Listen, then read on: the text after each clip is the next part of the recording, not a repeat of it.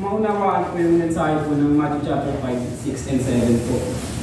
Ito po ay patungkol po sa kabuuan ng ng salvation po. Ito po kasi yung mga loko, ito, kung makikita niyo po dito sa Matthew po, ito po yung mga turo po.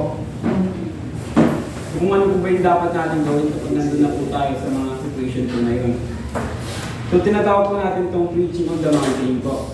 Dito po nag-sermon si Jesus Christ. Sabi po din sa Matthew chapter 5 verse 1. Nang makita ni Jesus ang napakaraming tao, umakyat siya sa bundok. Pagkatapos niya ay lumapit ang kanyang mga anak. So yun po, yung mga preach po dito ni Jesus Christ po, lahat ng ito po ay tungkol po sa nais ng Panginoon. Sa will po niya. At sa kanyang kaligtasan din po. Also, tayo po ay may specific na bahagi sa tatlong chapter po na ito po. Especially po, pagdating po natin sa chapter 7. Tungkol po ito sa paghahatol. Dito po, sa Matthew chapter 5 po, parang inaano po pala dito yung to become father. Become father po. Become perfect po, di ba po dahil perfect po ang ating Diyos. To become perfect. And dun sa Matthew chapter 6 naman po, dito naman po yung how to become perfect. Kung paano po maging perfecto katulad ng Ama. And sa chapter 7 naman po, yung kabuuan naman po nun, ito po yung mga nagtayo ng bahay na bato. Yung mga sumunod. Dito po tinitignan ng Diyos at susuriin ng Diyos pagtungkol dito sa chapter 7 po. Sa chapter 6 po is ang Lord's Prayer. Na ito po ang dapat po na ating pinapanalangin. Nandito po kasi yung nakalagay yung para manalangin po. Opo.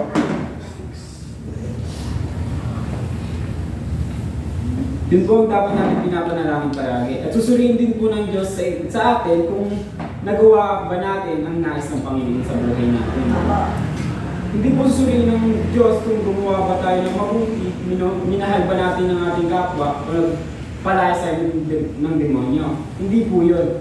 Yes po, gagawin po natin yung mga bagay na yun, pero kung hindi po natin gagawin po yung nais ng Diyos, baliwala rin po, walang kabuluhan po. Kaya po binibigyan ng diin ng Biblia po ng isang bagay. Sabi po sa Matthew chapter 5. It's about perfection po ito. Maging katulad po ng Ama. Example po, kapag po yung ito po, basahin ko. When child was born, they cannot be like parents. They must grow physically, emotionally, and spiritually. Kailangan po nilang matuto, kailangan po nilang lumago, kailangan po nilang maging, at para maging katulad po sila ng Ama. Yun po ang sinabi ko din. And they can be like his father or parents. So all this chapter po is connected and it's all about how you do the will of Father po. Paano maging katulad ng Ama. And sa chapter 7 naman po, Matthew chapter 7 verse 21 to 23.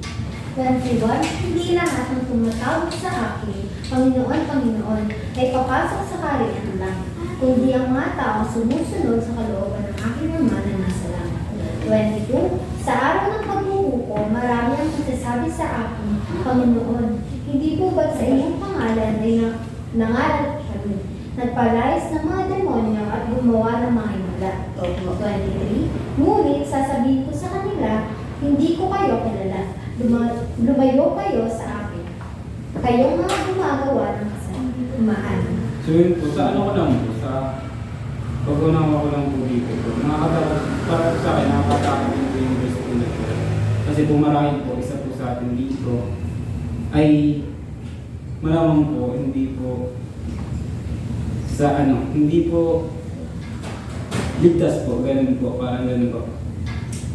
Yung dahil po sa ano pa rin po titingin po ang Diyos kahit sabihin po natin na lagi tayo nag-church, lagi tayo nagsisimba, lagi tayo nagbabasa, ang titingnan pa rin po ng Diyos sa atin po yung heart po natin, kung pure po ba. So sabi po dyan, balik po tayo dito. Pero hindi po ibig sabihin nun na hindi na natin po gagawin yung mga bagay po na yun. Hindi po, dahil kailangan din po natin gawin yun dahil meron po tayong kapangyarihan o authority po na gumawa po ng himala, magpalayas po ng mga demonyo. Pero gaya po nga ng sinabi ko po, isa lang po isang ang titignan sa atin po ng Diyos, ang pagsunod po natin sa kalooban niya. At yung mga hindi po sumunod sa kalooban ng Diyos, sila po yung magsasabi dito, sasabi po sa Matthew chapter 7 verse 22. Sa ano mo po? 72. Hindi po pala. Opo, ayun po yun. Sila po yung magsasabi po nun. Sasabihin lang po, pero kung sasabihin lang po sa kanila ng Diyos, ay hindi ko po kayo kilala. Kayong mga gumagawa ng kasalanan. And sa Matthew chapter 7 po, to 24, ang mga sumusunod sa nais ng Diyos, sila po ang nagtayo ng bahay na bato. Ito na po yung sinasabi ko po kanina sa chapter 7 po. Yung mga nagtayo po ng bahay na bato. Basta. Sige po.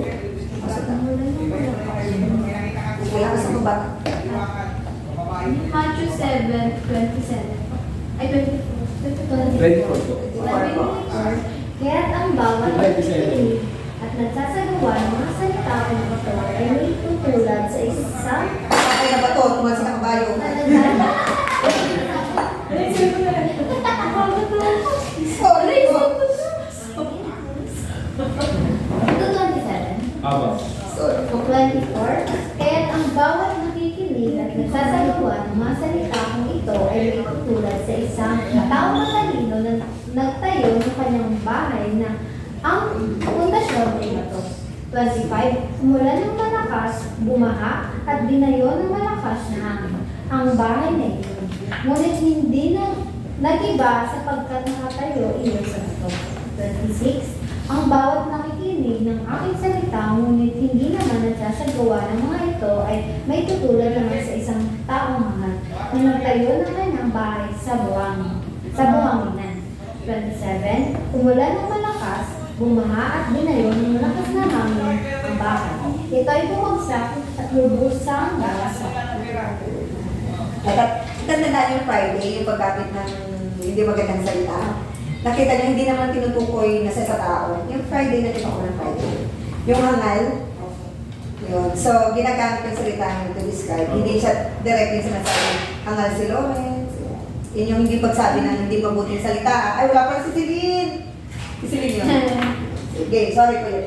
So yun po, ang sinabi po dito, ang mga sumusunod po sa nais ng Diyos, sila po yung mga nagtayo ng bahay na bato. Apo. Meaning sila po yung mga naging karapat-dapat at hindi na po sila tatawagin masama.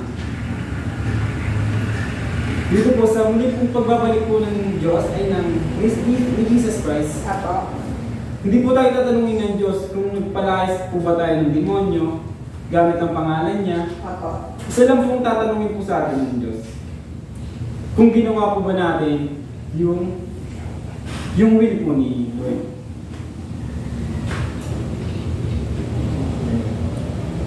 And sa Matthew chapter 6 lang po. Dito po may question po dito na how will be like Him? Paano maging katulad niya? So may answer po dito na we must pray po. Tayo manalangin. Ano ang meaning ng pray? Hindi ito yung paghingi lang po natin ng mga pangangailangan natin, yung mga luho po natin. Apo. Kundi ito po yung sinabi po dito na yung pag-pray po ay pumasok po tayo sa kwarto natin at makipagkita po tayo sa Diyos o encounter God po. Makipagtagpo po tayo. Apo. Kasi po, kung hindi po natin palaging kasama ang isang tao, hindi po natin siya magiging katulad. Apo. Kaya kailangan po natin katagpuin ng Diyos at para maranasan ng ating amang nasa langit at tayo magiging katulad niya at tayo ay lalago at magiging katulad niya. Gaya nga po na example po kanina, yung bata na yun po o ang anak na iyon ay dapat mamuhay kasama ang kanyang ama. Nang sa gawin po siya ay maging katulad ng kanyang ama. So we must pray po. Apo. In other words po, ng pray po, ito po yung encounter your Father, experience your Father, grow up with your Father, and become like like your Father. So in result po, magagawa po natin kung ano ang nagagawa ng Ama. Dahil po, pag nakikita po natin yung... Kasi po, pag nakita po natin si Jesus, is nakikita na rin po natin ang Ama. Kaya po, pag katulad po natin si Jesus, makikita rin po natin sa atin ang Ama and si Jesus Christ. And sabi po sa John chapter 17, verse 4. Chapter 17, Ako, verse 4. 17 verse 4. Pinahayag ko dito sa lupa ang iyong kalwalhatian. Natapos ko na ang pinapatuwag mo sa akin. Okay po. So ano po yung pinagawa po ba ng Panginoon kay Jesus? Yun po ay yung pakilala ang Diyos, pakilala ang Panginoon. At sinabi sa John chapter 19, verse 30, Verse 30. Pagkatanggap ni Jesus ng alak, sinabi niya na ganap na. Iniupo niya ang kanyang ulo at nalagot ang kanyang bibig. so yun na po, dun na po sinabi ni Jesus Christ, after niya po mapakilala ang Panginoon, nasabi niya na po, natapos na, o naganap na po. At siya po ay namatay na sa krus kasama po ang mga kasalanan natin. At sinasabi po sa inyo na nais po ng Ama na ipakita po natin siya sa pamamagitan po natin. Kung magiging katulad po natin ng Ama, makikita po tayo ng iba na katulad ng Ama. Sa gayon, sa lahat na makakita sa atin, ay makikita po nila kung sino po yung Ama. At ang nais po ng Diyos ay nagawa po natin. And sinabi po dito sa Genesis chapter 1 verse 26, Please, 1:26. Pagkatapos sinabi ng Diyos, ngayon, nagkain natin ang tao ayon sa ating larawan, ayon sa ating wagas. Sila ang mamamahala sa mga isda, sa mga ibon, sa himpapawid, at sa lahat ng hayop, maging maamo at naila, malaki o maliit. so yun po, dito po, sinabi po dito na likhain po natin sa kanyang imahe po kung who is God. And His likeness po, may sa English po may likeness po. And what is God naman po yun? Yung image po, who is God, kung sino po ang Diyos. And sa likeness naman po, kung ano po yung nagagawa ng Diyos. So who is God, kailangan po natin maging same katulad ng Ama. And what God does, you must do, kailangan po natin gawin. So ito pa po yung isang bagay na tinitingnan sa atin ng Diyos, ang maging pong katulad niya. And may paradox po sa inyo kung may po. So Jesus died on the cross, binigay niya po yung buhay niya para sa atin. Tinatawag po natin, pwede po natin tawagin po itong seed of Christ po. O kaya naman po seed of God. And then kailangan po natin mapalago iyon nang sa gayon makita ng Diyos. Ang Diyos, makita ang Diyos sa pamamagitan po natin. Hindi po natin mapalago po yung seed na binigay po sa atin ni God para po makita po sa atin ang Diyos. And yun po yung will po ni Lord. And yung ano po, may ano lang po ako na hindi po tayo na wala po talagang bilang po yung mabuting gawa po natin sa salvation. Ang ano lang po, hindi po tayo gumagawa ng mabuti para maligtas po. Kundi po, gumagawa po tayo ng mabuti dahil po ligtas po tayo. Yun lamang po. Amen! Amen! Okay, question? Yes na! Pwede po ba natin masabing ligtas na? Yes! Wala kasi ng Friday eh. Sagutin mo. Ikotin, sino nandito ng Friday about salvation? Meron siyang notes. Ano po ba? Tanong mo na? Pwede po ba natin masabing na ligtas na?